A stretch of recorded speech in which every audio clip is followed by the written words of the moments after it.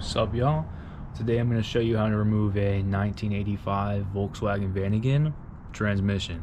So mine's actually out of the van already, but you can totally do this if it's still in the van.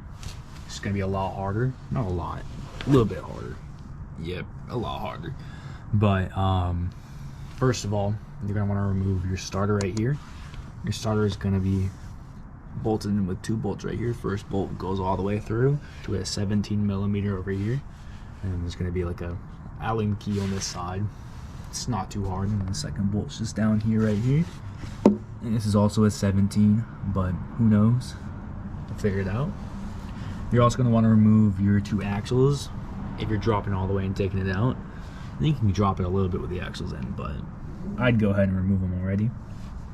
And then next, you're just going to want to disconnect these hoses right here. Your two coolant hoses going down to your coolant reservoir, whatever that's called. I don't know. Who knows?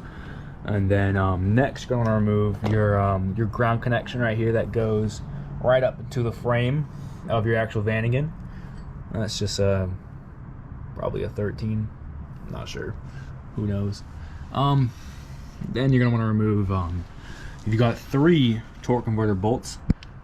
So if you're looking at it from over here, if it's still in the engine, you're gonna look down to this hole right here, and you're gonna spin the engine with your crankshaft. One hand you're gonna spin it, other hand you're gonna feel for, there's gonna be 3 bolts on this torque converter as you spin it. You're gonna wanna unscrew all 3 of those. Be very careful you don't drop them down in the engine. I mean, into the, like, whatever that thing is called. I did it one time, and it was very hard to get out, very, very hard. So be very careful. You want to also be careful that you don't stick your thumb down when you're turning this crankshaft. You want to make sure that your thumb is not like very far into that when you're feeling for those 3 bolts, because your engine has a lot of, well, hopefully your engine has a lot of compression. So when you're down in there, when that cylinder rolls over and your compression shoots back, you could get your thumb very easily caught on one of those bolts in between the wall and the bolt. I did it, and I cut off a massive part of my thumb.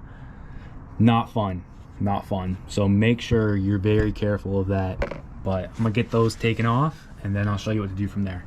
So just so you guys can kind of visualize what I'm doing here, I've got a 30mm socket right here, and I'm turning the engine. And as I'm turning it, you're gonna want to look through this hole right here, and you're gonna have your, what is this, a 13mm through this hole right here. You're gonna be feeling for that next bolt that's coming up.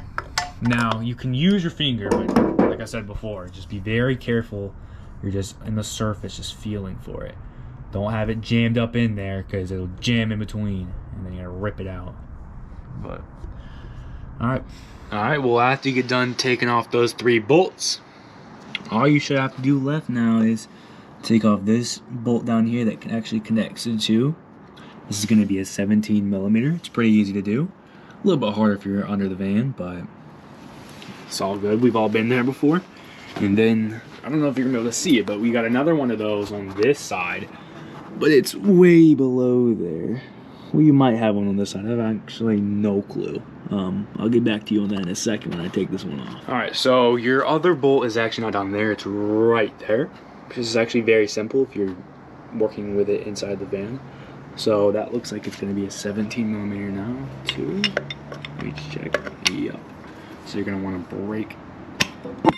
Alright, once you get that free, you should be good to just take this off. Now, you want to make sure your torque converter stays with your actual transmission. You don't want it to stay with your engine. I don't know why, someone told me that, but I don't know. Could be false, just believe it. And if you don't, and if something breaks, it's not my fault. So I'm gonna try to, you're gonna wanna, it's kinda hard when you're under the van, but you kinda just wanna wiggle it back and forth. Sometimes you gotta use a pry bar, pry, and then slowly get it off, and then make sure your thing stays with that. Alright, I'll get back to you in a second. So it should pop off pretty easily. All I did was take this right here, just bam, pop it off. Dang, that was loud. And then you should be separated. Yep, you're all good to go. And then you do whatever you need to do from there. That's bright. See y'all later.